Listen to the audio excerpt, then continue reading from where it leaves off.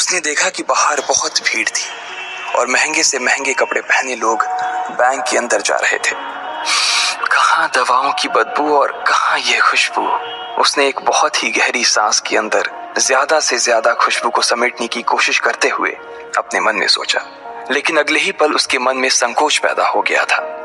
रातों रात लकी की किस्मत तो बदल गई थी, लेकिन उसके कपड़े नहीं बदल पाए थे। इतने बड़े बैंक में वो वही कपड़े पहनकर आ गया था जो वो अक्सर अपने काम पर पहनकर जाता था।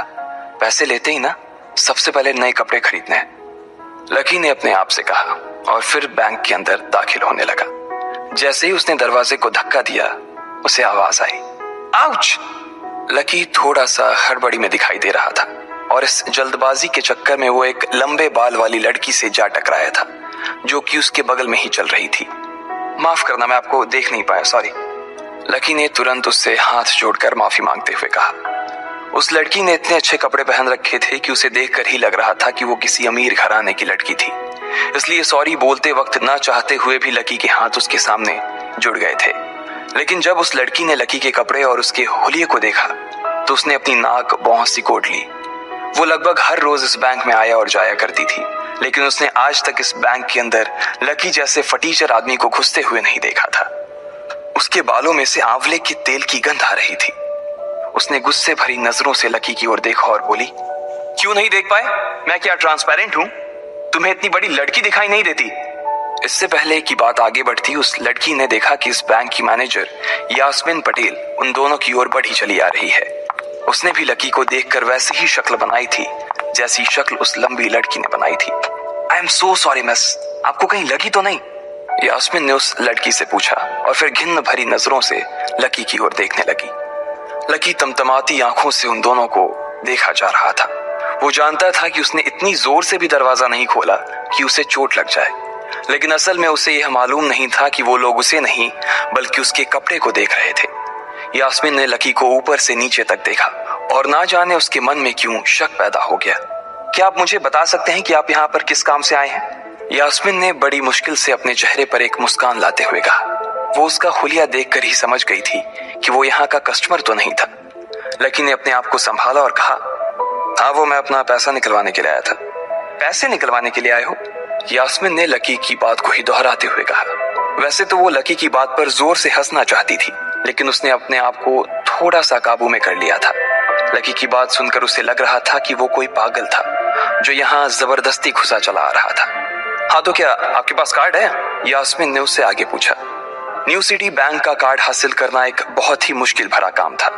अगर किसी को भी उस बैंक का कार्ड लेना था तो सबसे पहले उस आदमी को अपने खाते में कम से कम 5 लाख रुपए जमा करवा कर रखने पड़ते थे, तब जाकर उसे कहीं कार्ड मिलता था। लेकिन लकी तो पहली बार ही यहाँ आ रहा था, इसलिए उसके पास कार्ड होने की कोई संभावना ही नहीं थी। लकी जब यास्मीन के सवाल का जवाब नहीं दे पाया तो यास्मीन ने फिर उससे पूछा, मैं पूछ रही हूँ कि आपके पास कार्ड है? वो समझ गई थी कि लकी पागल ही था जो कहीं से भागकर सीधा उनके बैंक में आ गया था। कार्ड नहीं मेरे पास। लकी ने उसके सवाल का जवाब दिया और वो फिर इधर उधर देखने लगा। जैसे ही उस लंबे बालों वाली लड़की ने लकी का जवाब सुना तो वो खिलखिलाकर हंस पड़ी।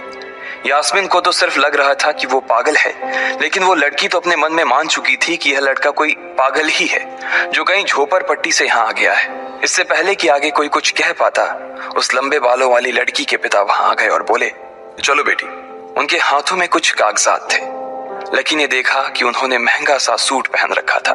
उस लड़की ने यास्मीन के दोनों हाथों को पकड़ा और बोली, यास्मीन देखो, अगर इस तरह के सड़क छाप लोग तुम्हारे बैंक में ऐसे ही घुसते चले आए ना और बाकी कस्टमर्स को परेशान करने लगे तो तुम्हारे बैंक की इमेज और उसके शेयर्स दोनों को काफी नुकसान होगा। एक मैनेजर होने के नाते तुम्हें इन सब चीजों का ध्यान रखना चाहिए। मुझे उम्मीद है कि आगे मेरे साथ ऐसा कुछ नहीं होगा। उस लड़की ने कहा और अपने पिता के साथ बैंक के बाहर चली गई। अपना ध्यान रखना कोयल मैडम, मैनेजर ने उसकी गाड़ी तक छोड़ने के लिए आते हुए कहा। आज तो वो बाल बाल बच गई थी। कोयल और उसके पिता इस बैंक के सबसे पुराने और सबसे वफादार कस्टमर्स थे। अगर आज यास्मीन उन्हें नाराज कर देती और वो उसके बैंक से अपना खाता बंद करवा देते तो शायद यास्मीन की नौकरी तक जा सकती थी। और यह सब हो रहा था उस पागल लकी की वजह से। इसे जल्द से जल्द यहाँ से भगाना पड़ेगा, यास्मीन ने अपने आप से कहा और फिर बैंक के अंदर आने लगी। यास्मीन उसे अपने बैंक से बाहर निकालने के तरीके के बारे में सोच रही थी। मगर जैसे ही वो बैंक में दाखिल हुई, उसने देखा कि लकी वहां था ही नहीं। अरे अब ये कहां चला गया, उसने अपने आप से पूछा। वो इधर उधर देखने लगी, लेकिन लकी वहां भी नहीं था। यास्मीन को अच्छे से पता था कि वो उसके सामने तो बाहर नहीं निकला था। इसका मतलब था कि वो बैंक के अंदर ही था, लेकिन यास्मीन उसे ढूंढ नहीं पा रही थी।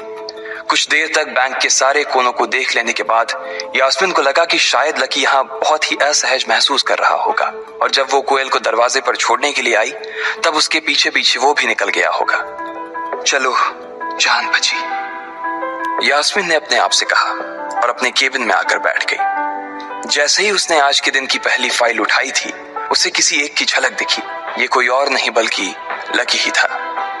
अरे ये कहां छिपा हुआ था, यास्मीन ने अपने आप से ही कहा, और तुरंत फाइल को टेबल पर रखकर वो ऑफिस के बाहर आ गई। उसने देखा कि लकी बैंक के VIP लॉन्ज के बाहर खड़ा था, और उसके खंबे की आड़ की वजह से वो यास्मीन की नजर से बाहर हो गया था।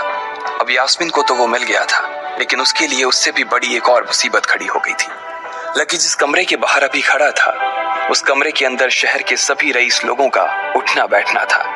बैंक के सिलसिले में या फिर किसी दूसरे काम के सिलसिले में वो सभी लोग यहीं आकर बात किया करते थे। उस कमरे के अंदर जो लोग बैठे थे, उन सबके करोड़ों रुपए इस बैंक के खाते में जमा थे।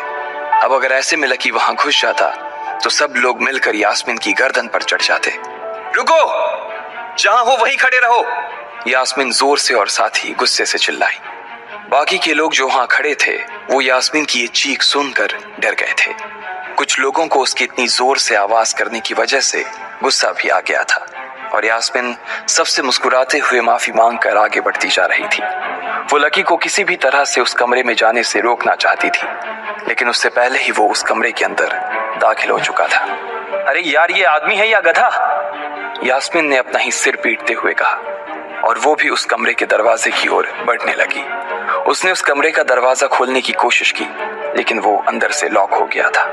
बाप रे, ये कैसा आदमी है, बिना परमिशन के अंदर घुसा तो घुसा, लेकिन दरवाजा भी अंदर से बंद कर लिया। अब यास्मीन की सांसें फूलती जा रही थी। उसे बहुत डर लग रहा था। उसका जी यह सोचकर घबराए जा रहा था कि ना जाने अंदर लकी और उस रिलेशन मैनेजर के बीच क्या हो रहा होगा। इधर जैसे ही लकी कमरे में दाखिल हुआ, वहां का कस्टमर रिलेशन मैनेजर, जो कि सोफे पर फैला हुआ था, वो उसे देखते ही अचानक सीधा बैठ गया। हेलो सर, कैसे हैं आप? उसके मुंह से बिना लकी को देखते हुए ये शब्द निकले। उसे याद था कि इस कमरे में कुछ खास लोग ही आते थे, और जो भी आते थे, यास्मीन उनके आने की खबर उसे पहले ही दे देती थी। लेकिन इस वक्त जो आदमी उसके सामने खड़ा था, उसे देखते ही वो अपनी जगह पर जम गया था। ना तो वो कहीं से भी VIP लग रहा था, और ना ही वो उसका कोई रिश्तेदार था। कौन हो भाई तुम, क्या चाहिए तुम्हें? उस मैनेजर ने 20 साल के जवान लड़के को देखते हुए कहा। मैं यहाँ अपना पैसा लेने आया हूँ, लकी ने सीधे मुद्दे की बात को मैनेजर के सामने रखते हुए कहा। तुम्हारे पास हमारा सुप्रीम कार्ड है? मैनेजर ने उससे ऊपर से नीचे तक देखा और पूछा। नहीं नहीं, मेरे पास कोई कार्ड नहीं है, लकी ने कहा। तो फिर हम तुम्हें कोई पैसा नहीं दे सकते। चलो अभी दरवाजा खोलो और सीधा बाहर निकलो, मैनेजर ने कहा, और सोफे पर से उठ गया। नहीं, मैं अपना पैसा लिए बिना नहीं जाऊंगा यहाँ से, लकी भी जिद पर अड़ गया। अरे बोला ना, बिना कार्ड वाले को पैसा नहीं मिलता है, और वो भी पैसा होगा तब तो मिलेगा ना, मैनेजर ने उसके करीब आते हुए कहा। अरे पैसा है तभी तो निकालने आया हूं सर, लकी ने कहा। देख, फालतू की बहस मत कर सुबह सुबह, वरना मैं सिक्योरिटी को बुला लूंगा तो वो लोग मार मार कर बाहर निकालेंगे तुझे। लकी यह सुनकर घबरा गया था। मैनेजर के चेहरे का गुस्सा उसे साफ नजर आ रहा था, लेकिन ऐसा भी नहीं था कि वो झूठ बोल रहा था। भले ही उसके पास कार्ड नहीं था, लेकिन इसका मतलब ये नहीं था कि वो अग्रवाल खानदान का लड़का नहीं था। जैसे जैसे मैनेजर उसकी ओर बढ़ता चला जा रहा था, लकी का डर भी बढ़ता जा रहा था। मैनेजर को लग रहा था कि वो कोई संकी था, और वो उसे धक्का मारकर बाहर निकालने के लिए आगे बढ़ ही रहा था कि अचानक घबराए हुए लकी के दिमाग में एक आइडिया आया। फिंगरप्रिंट, उसने अपना अंगूठा कमरे में मौजूद उस मैनेजर के सामने उठाते हुए कहा। फिंगरप्रिंट? कौन सा फिंगरप्रिंट? मैनेजर ने चौंकते हुए पूछा। अरे अरे, आपने कहा ना कि आपको कार्ड चाहिए, पर मेरे पास कार्ड नहीं है, फिंगरप्रिंट है, और मुझे मालूम है कि आपके यहाँ फिंगरप्रिंट से भी पैसे निकलते हैं। ये कहते ही लकी ने एक राहत की सांस ली थी, लेकिन मैनेजर को यह समझ नहीं आ रहा था कि आखिर लकी को फिंगरप्रिंट की जानकारी मिली कैसे।